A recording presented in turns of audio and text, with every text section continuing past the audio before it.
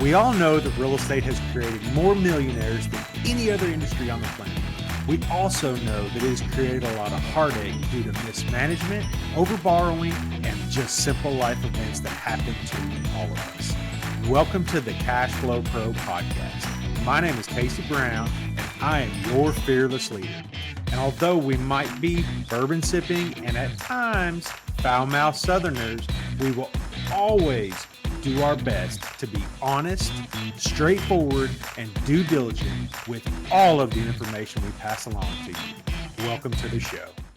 Hey there, and welcome to the Cash Flow Pro podcast and channel, your real estate investment daily podcast. I am here today with Travis Smith of Tribevest. And I'll tell you, this interview has been one that I've been looking forward to for quite a while because Tribevest really has like the whole cultural element. Like they're really digging in and they're really growing fast. And Travis, we can't wait to hear a little bit about your backstory, what got you all going, and really kind of where you're at and where you foresee the future, what you foresee the future holding. So Travis, welcome and thank you so much for the time you've cut out here to make this happen. Casey, glad to be here. Thanks for having me. Been excited to have this conversation as well. Absolutely. Well, tell us a little bit about where you came from, how you got started, and what did the landscape look like when you first discovered the possibility of this?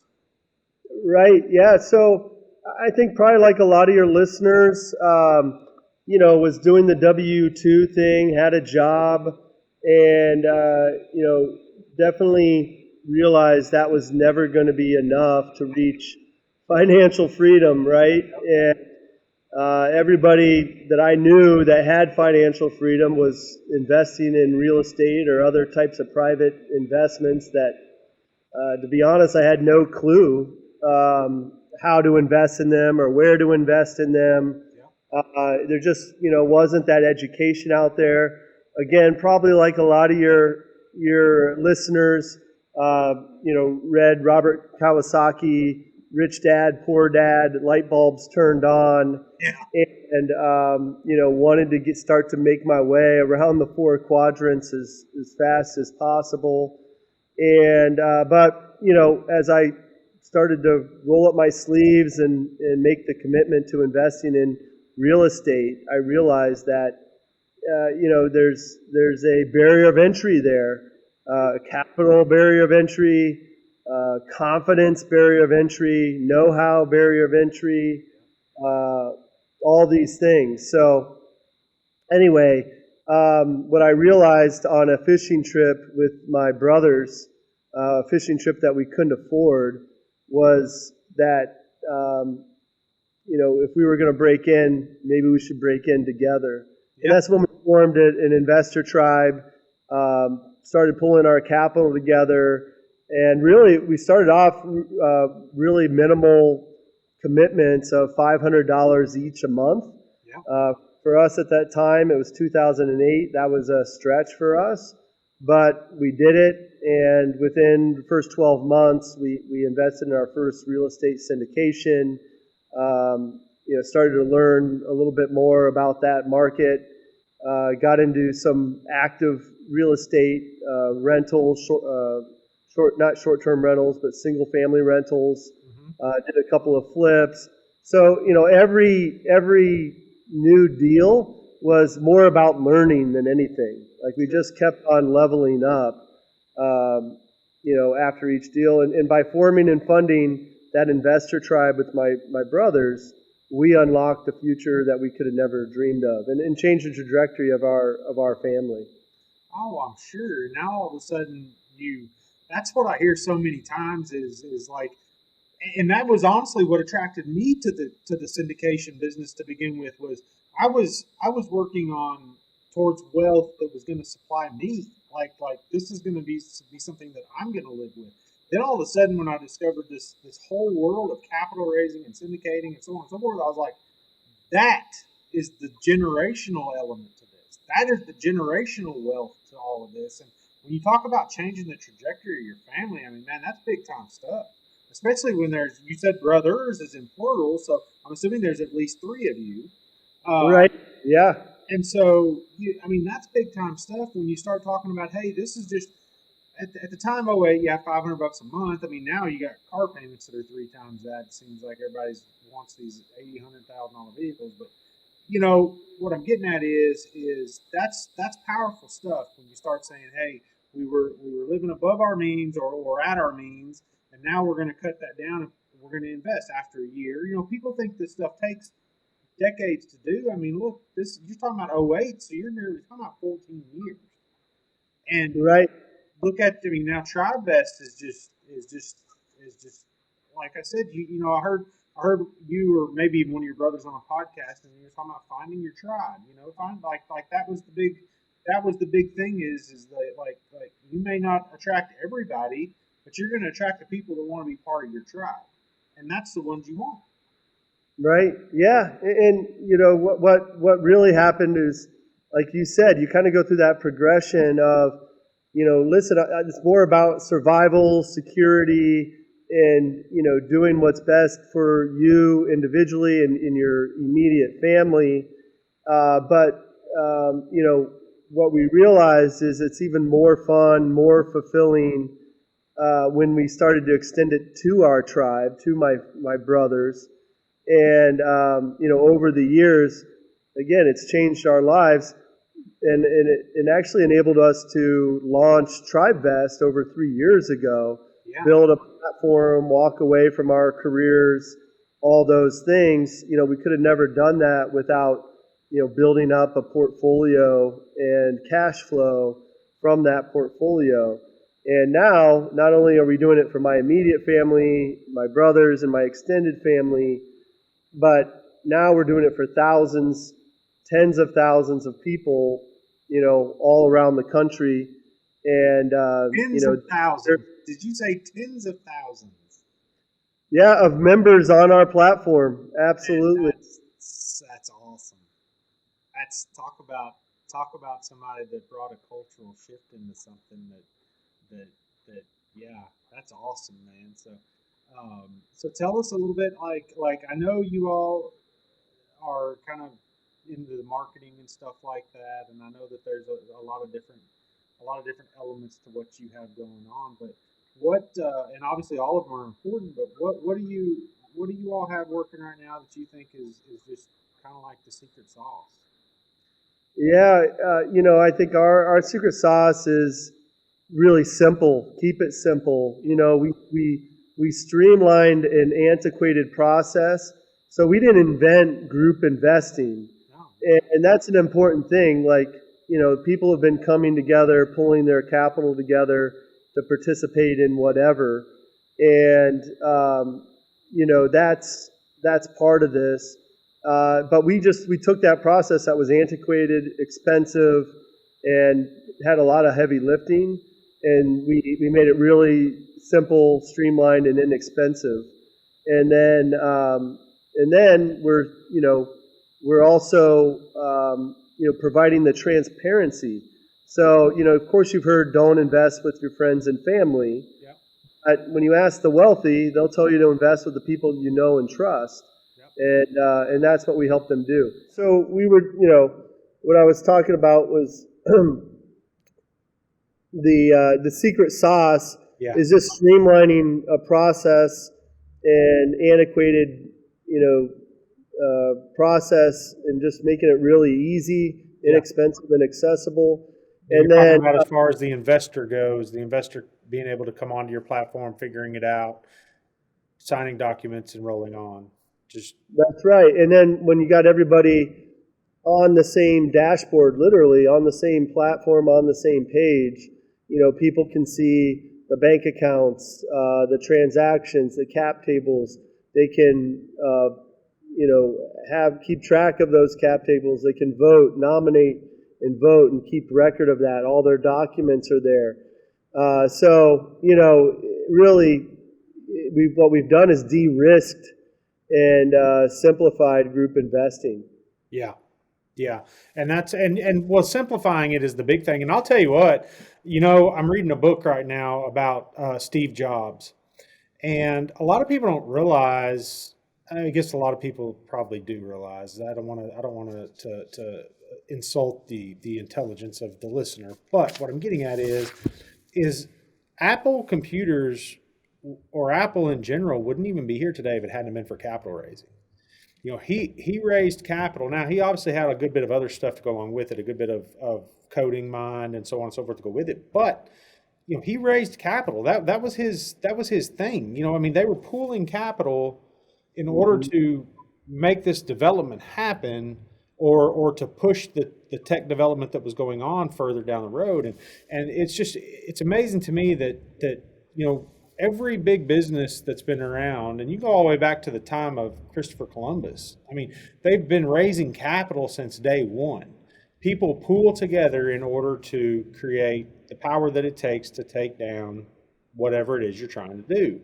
And so, the fact of the matter is that it's been a rich man's game or a wealthy game for a long, long time. But people like you are bringing the ability and the ease of understanding of what's going on to people who may otherwise not have ever known about it. And that's It's what a I liked about TribeVest, and that's why I was so excited about getting you on here, because I feel like our listeners are somewhat looking possibly for a little direction, and thought maybe you might be able to give them some. So tell us about, so your platform, this platform that you keep referring to. We all obviously have the software and the ability to log in and see and so on and so forth. But what about the deal side of things? What do you all have working on that side? Right. So we're just focused on managing the group, right? Okay. And keeping you compliant, protecting those involved in the relationships, and making sure it's governed by an operating agreement, and everything like that's what we're focused on. We're really deal agnostic. So, and what that means is, you can now take any deal on and off the internet, Hmm. and you now have turned it into a collaborative or multi-player, multi-partner opportunity.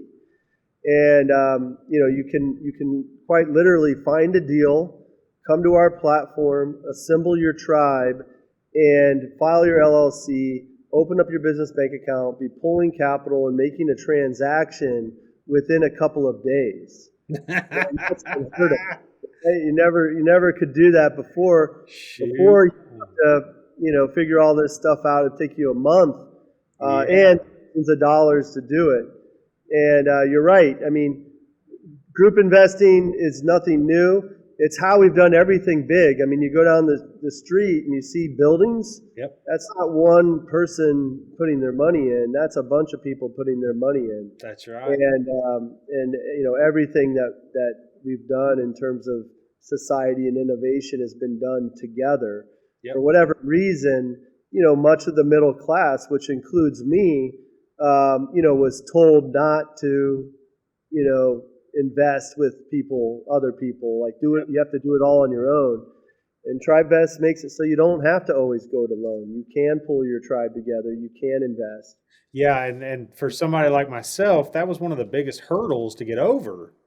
And when you start talking about the passive investor, I've ran across passive investors many times who are just like, it's like they don't want to worry about changing the light bulbs and plunging the toilets, but they also have not necessarily a fear of turning their money over, but a fear of somebody else being in charge of their money. And for me, it was the same way, climbing over that initial, hey, I'm going to release some of this control and let a Mhm. property manager take care of boom, boom, boom, and systemize and streamline and take care of these things over here.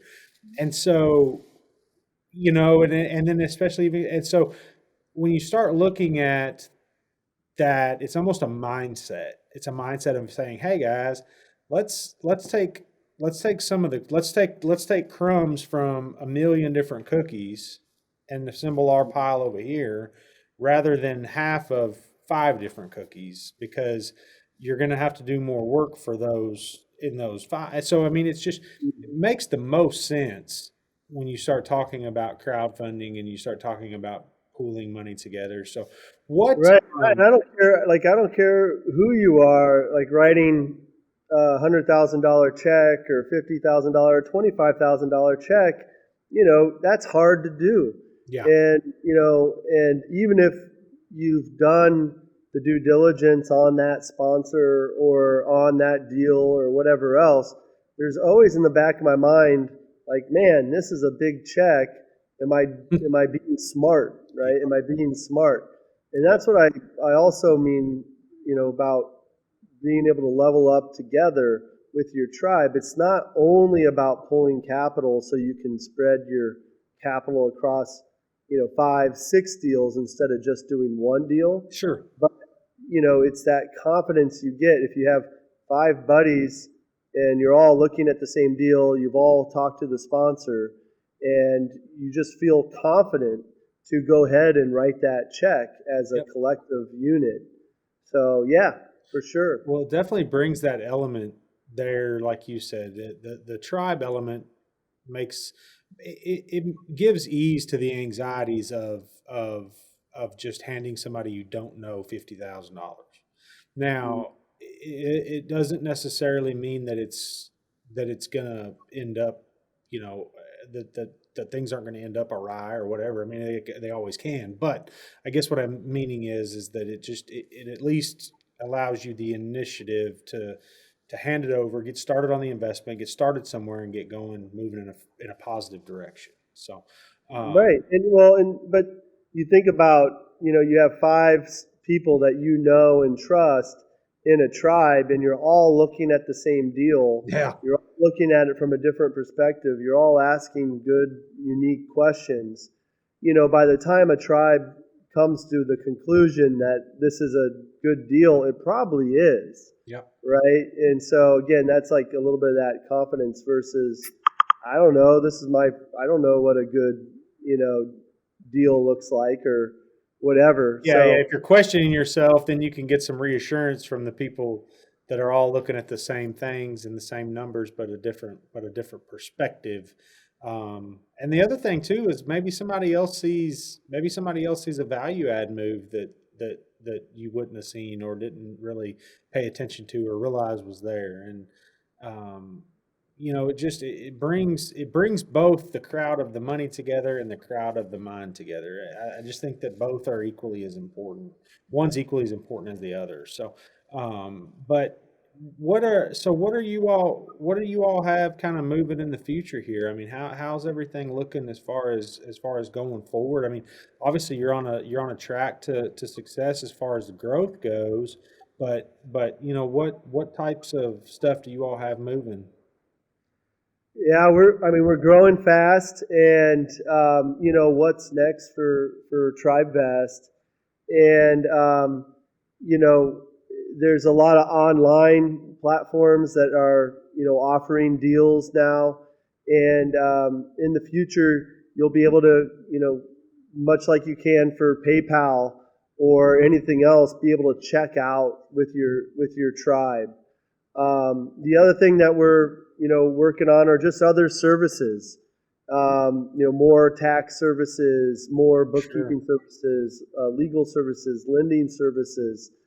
These are all things in our roadmap.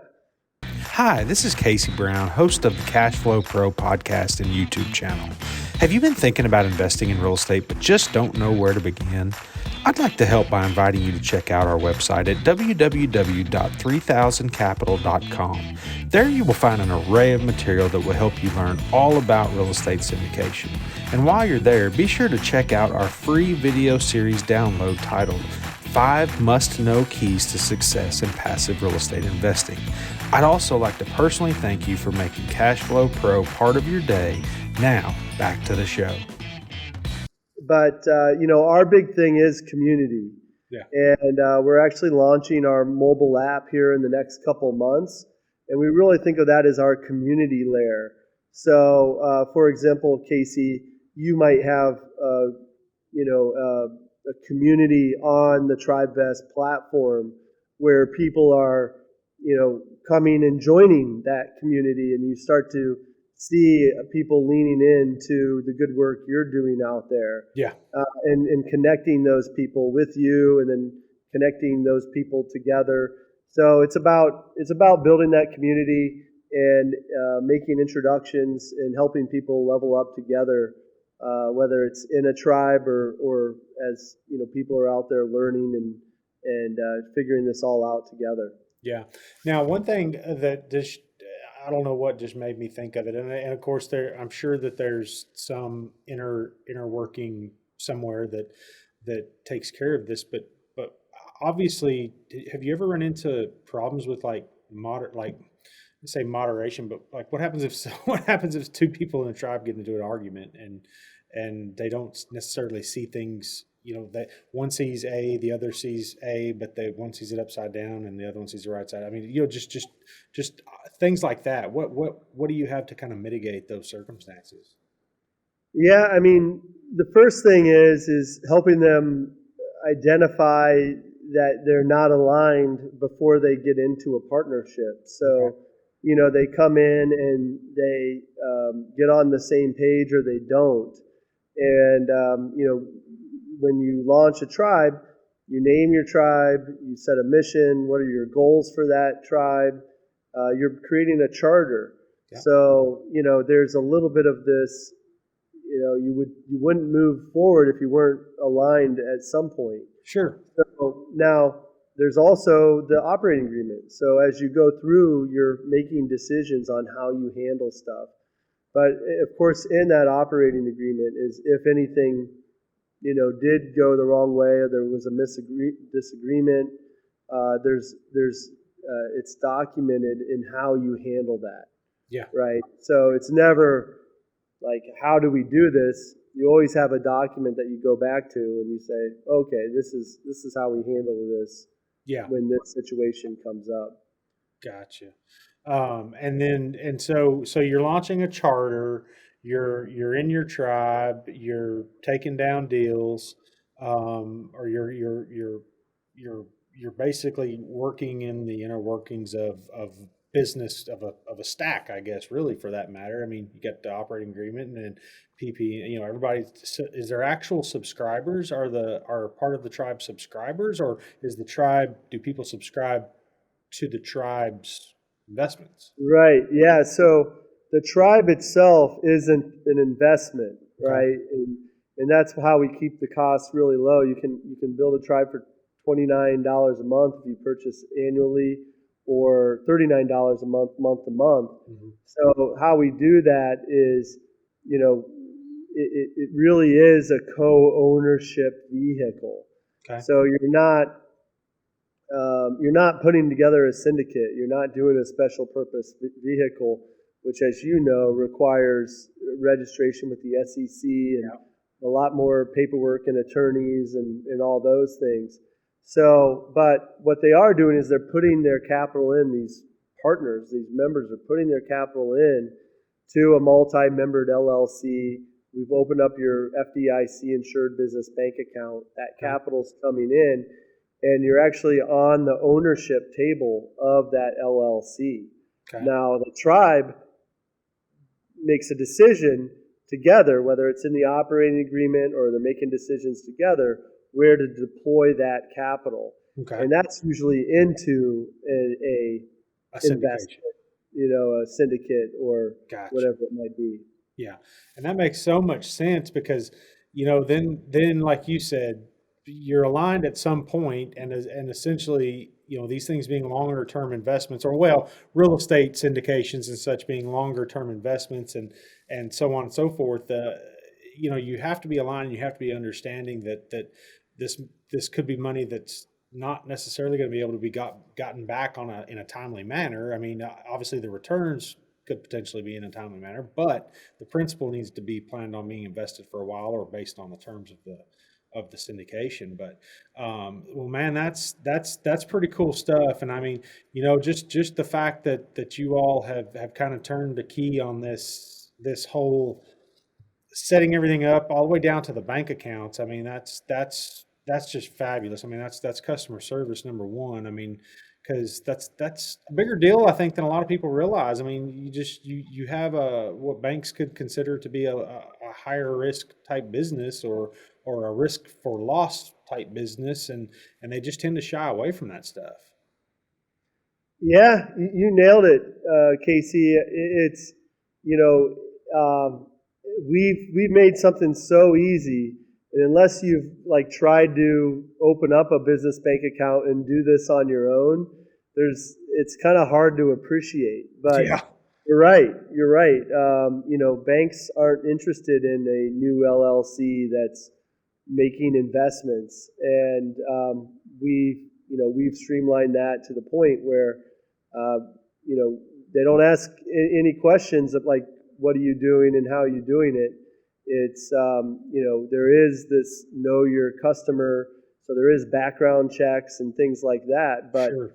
In terms of what you're doing, in terms of putting your money into real estate or whatever it is, it's it's streamlined. It's simple. Within minutes of getting back the LLC articles of organization from the Secretary of State, you have a business bank account open. Yep. And I mean, and that's what's just mind-boggling to me, and that's great that you all have done that, because I think it's really going to open up an opportunity, especially for groups of maybe smaller people that don't have, maybe you've got a guy that's got 5,000, another guy that's got 5,000, and then a couple people that then you can crowdfund the crowdfunding, if you will, and that's really ultimately at the end of the day, you're trying to bring in where everybody can have a piece of the pie. They don't necessarily have to be don't have to take down or bring in $500,000 to do so, or something like that. So, well, Travis, I know that it takes a lot. It takes a lot for folks to carve out time to come in here and sit with us and just chat. And I really want to tell you thank you for introducing the listeners to Tribevest. I know I had heard you all on a podcast, and it really just it opened my eyes, because I was like, man, that's really just a killer business model, because it just seems to bring everybody together. If it doesn't do anything else, you're looking at it from a tribe standpoint. Like, those are my people. These are my people. This is how we want to go. So then people start moving with aligned ideas, and things really start happening. So, but again, I can't thank you enough for being on here and giving our listeners a little piece of what Tribevest is about. So, real quick, if they're interested in learning more about Tribevest or want to get in touch with you, possibly, what's a couple ways they could do that? Just come to tribevest.com. Okay. And you can build a plan. You can share that with your tribe, get feedback, and just learn more about Tribevesting at tribevest.com is definitely the best place. Cool, man. That's awesome. Well, Travis, again, thank you so much, and I hope you have a good rest of the day. And Cashflow Pro listeners, thank you all for tuning in, and we hope you enjoyed today's episode. Cashflow Pro is hosted by Casey Brown, founder and CEO of 3000 Capital, a commercial real estate investment firm committed to providing its investors with ongoing cash flow and helping them build long-term wealth. If you enjoyed today's podcast, make sure to hit that subscribe button so you'll be notified about all our future episodes. You can find more information about us and our investment philosophy by clicking the link in the show notes below. Thanks for listening.